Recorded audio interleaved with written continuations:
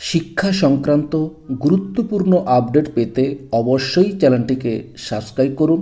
পাশে থাকা বেল আইকনটিতে অবশ্যই ক্লিক করুন। নমস্কার, আমি শুভেন্দু। আমার ছোট্ট চ্যানেলে আপনাকে স্বাগত। পে কমিশন আর ডিএ সংক্রান্ত গুরুত্বপূর্ণ একটি আপডেট দেখুন।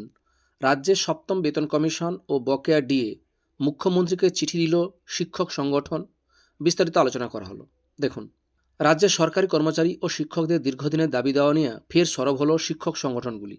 ইউনিটি ফোরামের পর এবার শিক্ষানুরাগী ঐক্যমঞ্চ সরাসরি রাজ্যের মুখ্যমন্ত্রী মমতা বন্দ্যোপাধ্যায়ের দ্বারস্থ হয়েছে।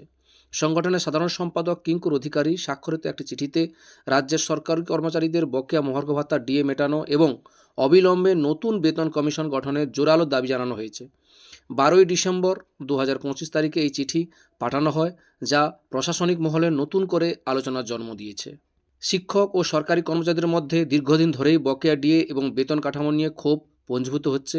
কেন্দ্রীয় হারে ডিএ এবং স্বচ্ছ বেতনের কাঠামোর দাবিতে বিভিন্ন সময়ে আন্দোলন হলেও এবার সরাসরি মুখ্যমন্ত্রী হস্তক্ষেপ চেয়ে এই চিঠি পাঠানো হয়েছে। সংগঠনের আশা, সরকার এই বিষয়গুলি মানবিক দৃষ্টিভঙ্গিতে বিচার করবে। চিঠির মূল বিষয়বস্তু তথ্য কী? শিক্ষানুরাগী ঐক্যমঞ্চের পক্ষ থেকে পাঠানো এই চিঠিতে মূল দুটি প্রধান বিষয়ের উপর আলোকপাত করা হয়েছে। নিচের চিঠি বিস্তারিত তথ্য একটা টেবিলের মাধ্যমে তুলে ধরা হলো। দেখুন বিবরণ তথ্য। পৈরক সংগঠন শিক্ষানুরাগী ঐক্যমঞ্চ, প্রতিনিধি কিঙ্কর অধিকারী সাধারণ সম্পাদক, প্রাপক মাননীয় মুখ্যমন্ত্রী পশ্চিমবঙ্গ সরকার। চিঠির তারিখ হচ্ছে 12 ডিসেম্বর 2025। সংগঠনের প্রধান দাবিগুলো কি কি সেটাই আমরা জানি। শিক্ষানুরাগী ঐক্যমঞ্চে তাদের চিঠিতে মূলত দুটি অত্যন্ত গুরুত্বপূর্ণ দাবি পেশ করেছে, যা রাজ্যের লক্ষ লক্ষ সরকারি কর্মীর স্বার্থের সাথে জড়িত। বকেয়া মহার্ঘ ভাতা ডিএ প্রদান চিঠিতে 2026 সালে জানুয়ারি মাস থেকে all India consumer price index AICP অনুযায়ী বকেয়া মহার্ঘ ভাতা মিটিয়ে দেওয়ার দাবি জানানো হয়েছে।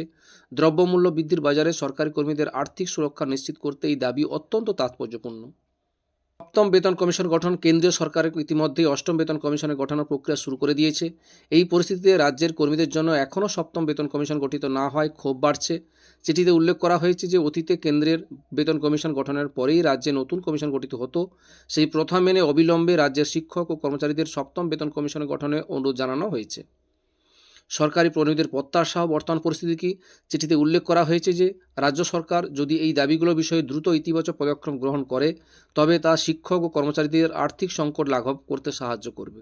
দীর্ঘদিন ধরে প্রাপ্য সুযোগ সুবিধা থেকে বঞ্চিত থাকার ফলে কর্মীদের মধ্যে যে হতাশা তৈরি হয়েছে তা দূর করতে এবং তাদের কর্ম উৎসাহ ও মনোবল বৃদ্ধি করতে সরকারের হস্তক্ষেপ একান্ত প্রয়োজন।